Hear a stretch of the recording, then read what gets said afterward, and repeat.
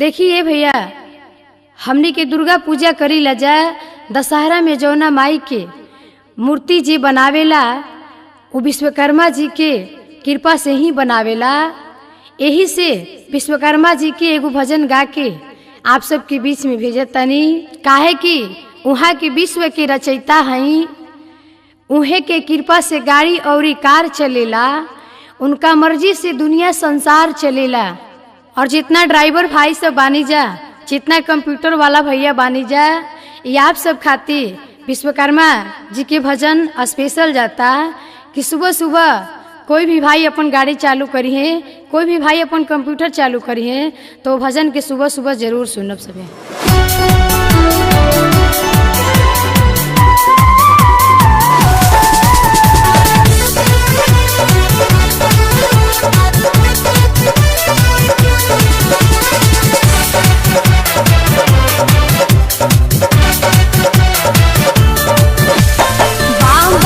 विश्वकर्मा के महिमा महान बाटे, विश्वकर्मा के महिमा महान बाटे, बाबा विश्वकर्मा के महिमा महान बाटे, बाबा विश्वकर्मा के महिमा महान बाटे, बाबा विश्वकर्मा के महिमा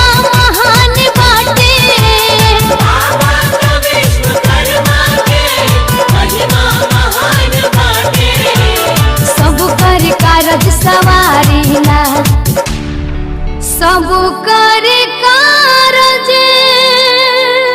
सवारी ना, बाबा विश्वकर्मा की सब कर कारज सवारी ना, सब कर कारज सवारी ना, जानत जहान बाटे, बाबा विश्वकर्मा के महिमा महान बाटे, बाबा विश्वकर्मा के।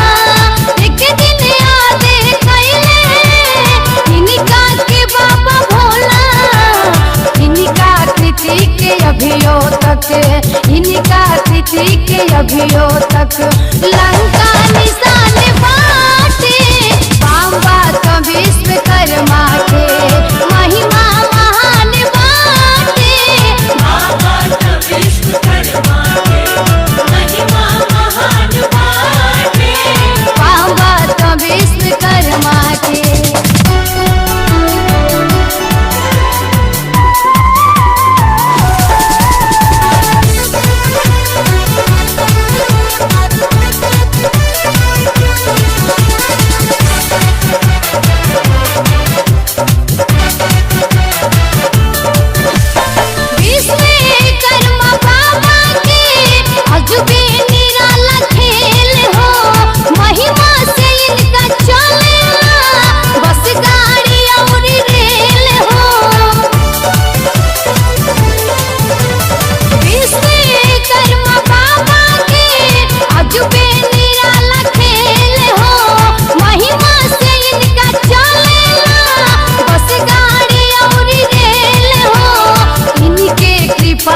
अंबर में इनके कृपा से अंबर में